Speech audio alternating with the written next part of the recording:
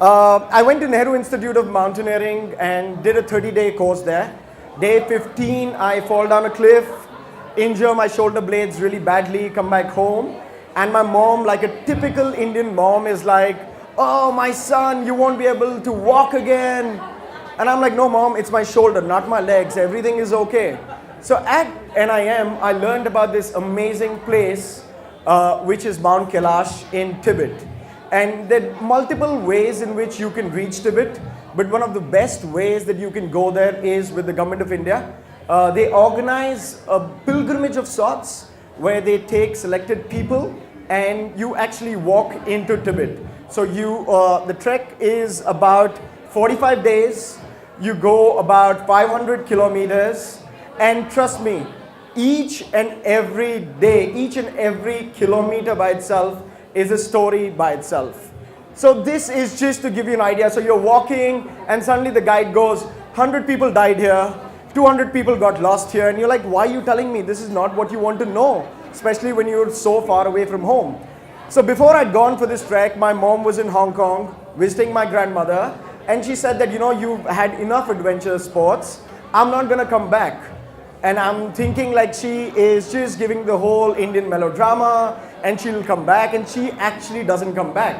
So while walking, you walk into this pass which is known as Lipu Pass, which is at a height of about 5,300 meters, and you walk into Tibet. That's the best part. So you're trekking with ITBP, Indo-Tibetan Border Police, you're camping with them, and right at the end, there's a handover between the Indian military and the Chinese military on the other side, and they take control of you. And then they take you to this place which is known as Takla Court, and that's the place where they actually stamp your passport and tell you that you're officially welcome in Tibet.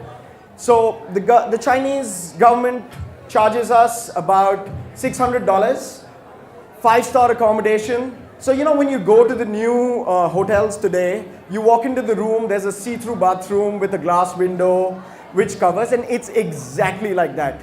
The only difference is there is no glass partition. They've dug a big pit right inside the room where if you want, just squat, take a dump, and you pray to God. And we're like, hey, this is not happening, there's something wrong.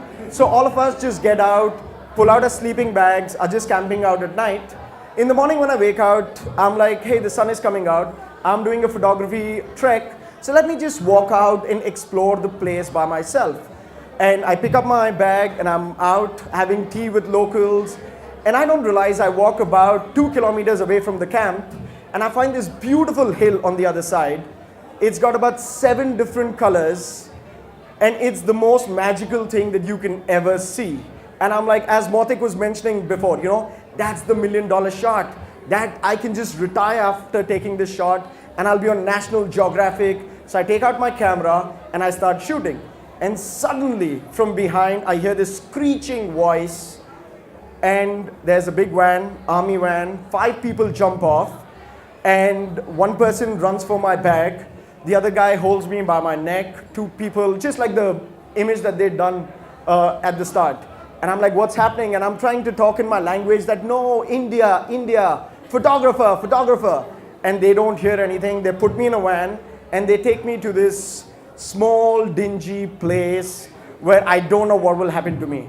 So in the meantime, they actually call my liaison officer in terms of, this and this has happened, you need to come in. So he brings in my bag, and all of them are like just going through my bag, ripping it apart. And suddenly they find my passport. They gave it to the person who's right at the head of the table. And this guy looks at me and is flipping through the pages, looks at me, starts swearing at me. And I'm like, I don't know what's happening. And suddenly he starts shouting, spy, spy, spy. And I'm like, look at me, do I look like a spy? And then in my head I was like, obviously spies don't look like spies, that's how you are. So suddenly this guy says something in Chinese or Tibetan, whatever the language was, and everybody just springs to life as if they know where the $1 million has been hidden in the room. I'm like, okay, what's happening? This is not good. And my liaison officer comes to me and whispers in my ears 2 things. And I'm sorry, I'm going to say that, I was shitting in my pants. 2 things. 1, was that a spy was caught at the very same location a week back. And I'm like, okay, this is not good. And two, they say that the mountain that you were trying to photograph, there was a red flag there and a tower. And that is a military base for China. And right behind is a ballistic missile center. And I'm like, okay, bye mom, it was a pleasure knowing you, and I'm saying my prayers. And this guy is like, no, take him in, whatever it is. So I go in, they put me in for a couple of hours. And by the time my liaison officer is trying to, strike a deal or something, it's Saturday. So the ministry is closed here, ministry is closed in India, everywhere. And the guy tells me that, hey, what do you want to do? Do you want me to call your parents? I like, whatever happens, don't call them. They're so far away. It's not going to happen. So just don't do that. We'll figure something out. So I'm sitting in this room, one by one. People keep coming in, keep cursing me. I'm like, okay, whatever you want, we'll figure it out. And one guy comes in, he's like going on, and there are only three things that I could remember from that conversation. Money, $1,000 now. Money, $1,000 now. And I'm like, hey, this is like India. Excellent. I can figure something out. So I was a smart traveler by then. I knew how to hide my money and stuff like that. So I went and I said, I just have $130. And I'd taken out 150 in my hand. And he's like, no, you've got 150. And there's no way, we'll take 500, ask people. I said, no, that's all what I have. And I had to build a story that, $30 have to go to Mount Kailash, pay a tribute there for my family and stuff. And the guys start buying that, and they're like, you know what?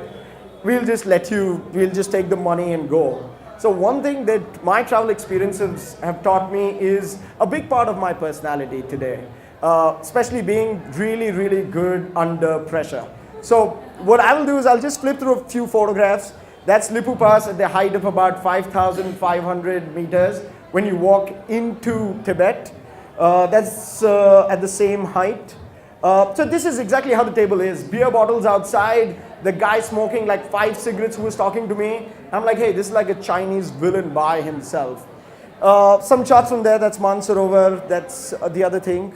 So yeah, so one thing that I just want to share on a personal basis, we all keep making plans that when we are 50, we'll travel, but that's not the best time. Today is the time. So guys, go ahead and travel and have fun. Cheers.